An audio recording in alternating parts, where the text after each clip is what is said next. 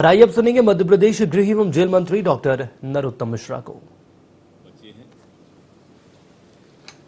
जबकि संक्रमण दर हमारी 0.03% मध्य प्रदेश की है। रिकवरी दर, ठीक होने की दर स्थिर 98.6 बनी हुई है। कल संपूर्ण मध्य प्रदेश में 55,983 सैंपल मध्य प्रदेश के लिए गए। मुख्यमंत्री जी द्वारा स्वयं समीक्षा की जा रही है। कल भी उन्होंने कोरोना की समीक्षा की, गैस के प्लांटों का उद्घाटन किया।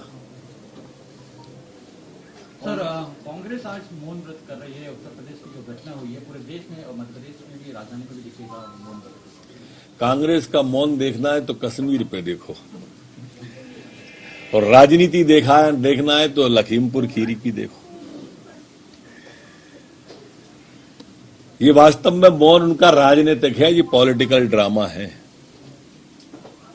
मौन तो उनका कश्मीर पे है, जहां आईडी देखकर मार रहे हैं। एक शब्द नहीं आया पूरे खानदान का। सोनिया गांधी, प्रियंका गांधी कल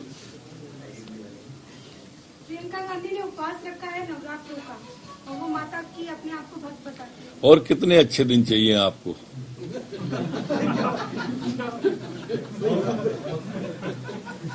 गणेश जी की स्थापना केजरीवाल जी कर रहे हैं,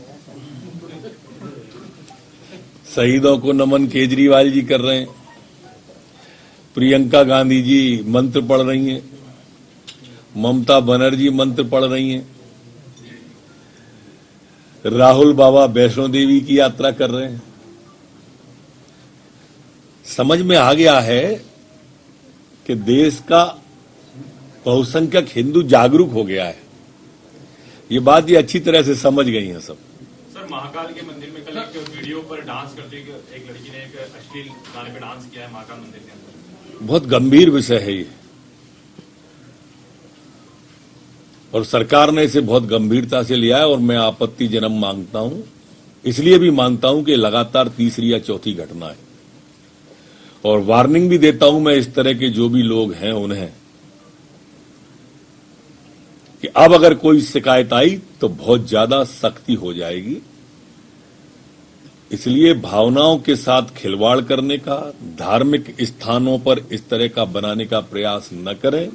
मैंने एसपी उज्जैन को तत्काल निर्देश दिए थे वीडियो देखते ही कि इस पर तत्काल केस रजिस्टर्ड करें और कार्रवाई करें। नवरात्रि का दौर चल रहा है। भोपाल में कुछ पंडालों के जो संचालक हैं समिति के लोग, 3 एफआईआर हुई है। भारतीय जनता पार्टी के जिला अध्यक्ष जी का मैंने वो देखा है।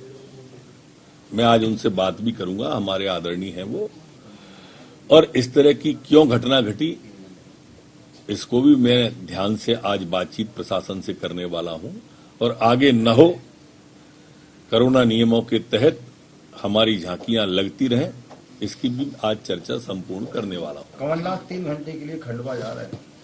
चुनावी पर्यटन है, देखो चलो चलो वाले नेता है वो। 15 महीने में सरकार चलती कर दी, किसान का कर्जा चलो चलो में निपट गया, अब खंडवा भी चलो चलो में ही निपट जाने वाली है। सर, अरुण यादव जी कह रहे हैं फसल में लगाता हूँ, काटता कोई और। हाँ, अब ये बात तो ठीक कह रहे हैं। अगर बटाई से अगर कमलनाथ को दोगे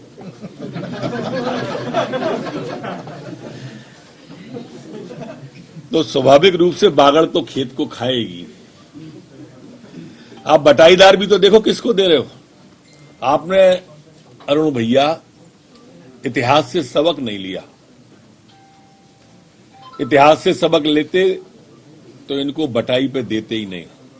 ये दिग्विजय सिंह जी, कमलनाथ जी तो वो है कि जिसका खेत बटाई से लेते हैं उसकी जमीन पे ही कब्जा कर लेते हैं। और इसलिए ध्यान रखना आदरणीय अरुण भैया कि ये जमीन पे कब्जा नहीं करना खंडवा की, इसलिए ध्यान से चुनाव देखना इस बार। सर, लगातार अब उपचुनाव में शिकायतों का दौर शुरू हो गया है। कांग्रेस लगातार बीजेपी के प्रत्याशियों को लेकर निर्वाचन आयोग पहुंची। ये हार की खींच है। आप कांग्रेस का इतिहास देख लो, हारने लगते हैं तो चुनाव आयोग की तरफ मुंह करके आवाजें निकालते हैं, ईवीएम को दोषी बताते हैं, चुनाव आयोग को दोषी बताते हैं। प्रशासन का दुरुपयोग बताते हैं।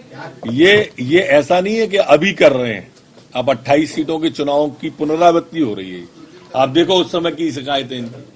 तो इसलिए ये तय है कि अब ये अस्ताचल की ओर है कांग्रेस का सूरज। सर कांग्रेस ने ट्वीट किया है, वो महंगाई को महामारी बता रही है सर। ऐसे कह रहे हैं जैसे इनने महंगाई कम कर दी हो। ये वो कांग्रेस के लोग हैं जो सिर्फ वादों और नारों पर राजनीति आदिकाल से करते आए, जिनने कहा था इंदिरा लाओ, गरीबी हटाओ, कांग्रेस का हाथ गरीबों के साथ। ये वो लोग हैं। और परिणति क्या हुई? गरीबी तो हटाई नहीं, गरीबों को हटाने लगे थे ये लोग।